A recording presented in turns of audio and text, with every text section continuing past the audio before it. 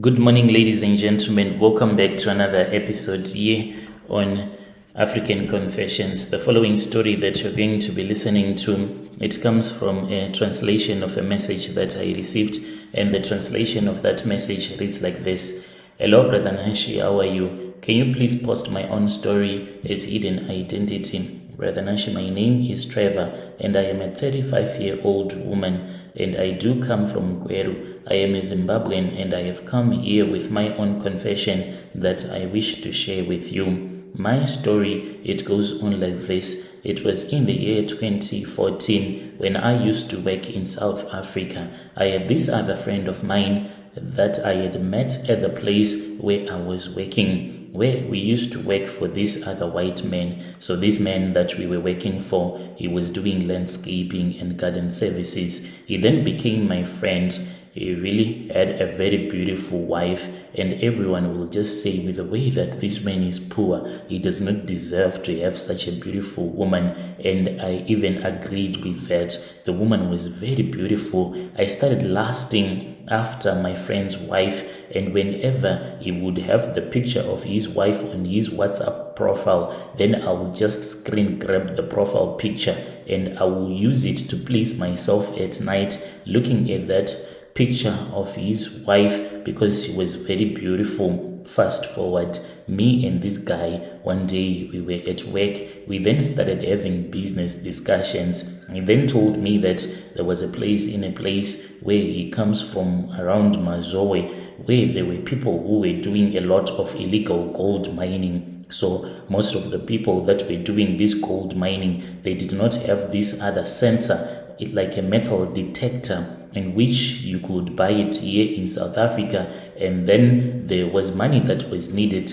So this would make it easier for these illegal gold miners to use that machine to sense in the place where they would want to dig before they start digging, to see if there was gold underneath. And then this machine, it was round about 12,000 rands. Me and this man, we then decided to buy this thing. He then said that on his own, he was unable to buy it because of this salary that he was earning. But if me and him, if we could work together, if we could work for about 4 months suffering, raising this 12,000 rands that was needed, we could buy this metal detector. Then we could go back home and start working, making sure that we can make a lot of money, because the illegal gold miners, they would pay us, and then we would go into the fields looking for a place where they could dig up for the gold. And after we would have found the place where the gold was, then those illegal gold miners, they would pay us. Then they will start their digging.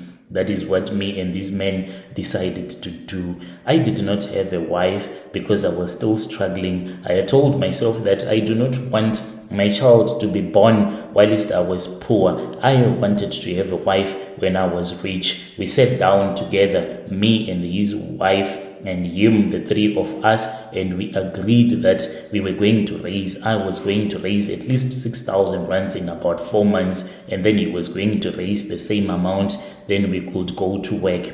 We then started doing that thing, and after we had raised enough money, we started looking for the metal detector. Then we bought it. There was another man whom he told me that he was working at a mine in Joburg, and he was working as a security guard. He could make a plan for us so as to find this metal detector. He then found one for us, and he bought it to me and my friend. After that, we packed our bags and we left South Africa. We came back home here in Zim. Me, my friend, and the wife, we were all staying in the same area since I come from another area. He then said that he was going to find a place for me in Mazowe so that we can work. Each and every morning we would go to work, and then we would find areas where the gold was, so that the gold miners, they could just dig in a place where that machine would have picked up that in this place indeed there is gold. You can start digging. We were making money within a very short period of time. Me and my friend, we then bought our very first car, and after that we bought the second car, which I started using. My friend and his wife, there were people that were very organized, and they came to their finances Not so much for me. I was someone, since I was not married, I was not focused on anything. I never had one woman. I was always dating plenty of women, prostitutes included.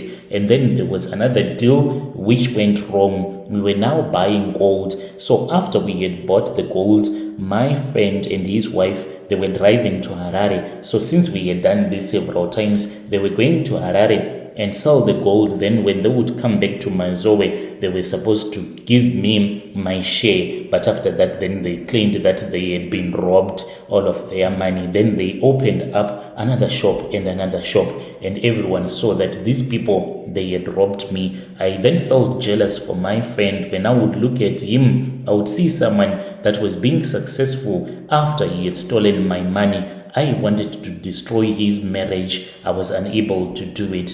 Anyway, I then said, okay, to hell with all of this. Let me try to make another plan, where I went to another traditional healer. In those days, there was a famous traditional healer who was helping those people that would come to dig the gold illegally. And those people that were being assisted by this man, they were becoming very wealthy. That is what I did. I went to a traditional healer whom I had, and he said that if I wanted, I was supposed to give him some money, and he would give me a tokoloshi. And this tokoloshi, since I was now almost broke, I was going underground to also digging up for the gold. He said, this tokoloshi, these people that I have given the tokoloshi to them, when they go underground digging, it is not them who do this work.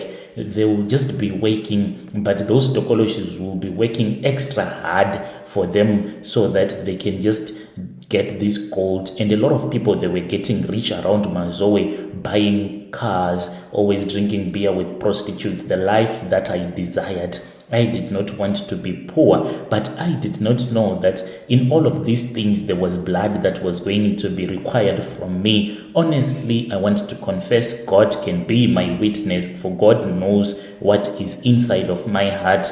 If I had known from the word God that blood was going to be required from me, I was not going to do it, because I am someone who does not even like blood. I am scared to see blood. So when I was at that traditional healer's place, he gave me a small stick. He said, this small stick that I have given you, take this empty matchbox. So I took it, and he said, it should never get wet. And these traditional healers, they are very clever. He gave me an empty matchbox, and he said, put this small stick, and it should never get wet, but you should go to work with it. And if there is anyone who has ever done illegal gold mining before, you know that when you are underground, you will find places where there are pockets of water, and there will be water almost everywhere. It is impossible for you to go underground and then you come out when you are dry. Never. It can never happen. So I was thinking about money when I was talking with this traditional healer. I did not even think properly about the things that I was getting myself involved with. All that I wanted was to make sure that I can just become a ritualist, make money, and stop what I was doing.